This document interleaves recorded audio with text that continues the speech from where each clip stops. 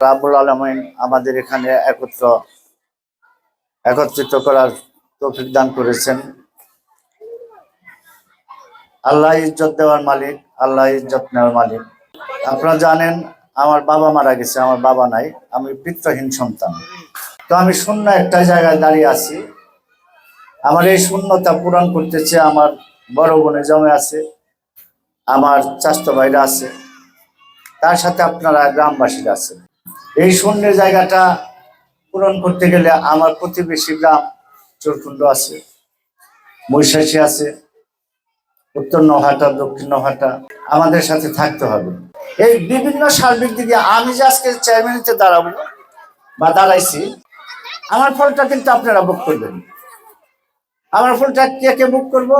এই গ্রাম চরকুণ্ড, মহিষাসী, উত্তর নহাটা, দক্ষিণ। তার মানে আমার বাড়ি যদি সুলতানা হয়, তা আমাদের যে একটা জায়গা আছে মহিষাসী, সেখানে কিন্তু আমাদের একটা মত বিনিময় হয়, একটা সুসম্পর্ক গড়ে উঠছে। এই সুসম্পর্কের কারণে কিন্তু, মায়ের কারণে কিন্তু আজকে যে মানুষগুলো দেখতেছেন পাশের গ্রামে, এরা মনে করে বুঝলো চেয়ারম্যান হইলে আমরাই হলাম। আর সুলতানে যদি একটা আলো উঠে, একটা প্রদীপ জ্বলে, সেই ছায়াটা কিন্তু এই স্কুল কলেজের মতো, এই মাঠের মতো আশেপাশে ছড়িয়ে যাবে। কাজে এই চেয়ারম্যানিটা হওয়া, এটা আমার একা এই ফলটা ভোগ করার জন্য না। একটা চেয়ারম্যানের কাছে আমি সেদিন গেছিলাম মহিষাসী ক্যাম্পাসে। আমি ওখানে যা দেখি, বাক্কা নামে একটা লোক আছে, বাক্কা। সে অত্যন্ত গরিব। ওর বাড়িতে আমি সেদিন গেছি, আমি দেখি এক চেয়ারে ওর মা বসা, আর এক চেয়ারে বউ বসা। আর ওর একটা সম্পদ হলো যে চকে যে লতা পাতা কচু গেচু হয়, এটা হলো ওর সম্পদ।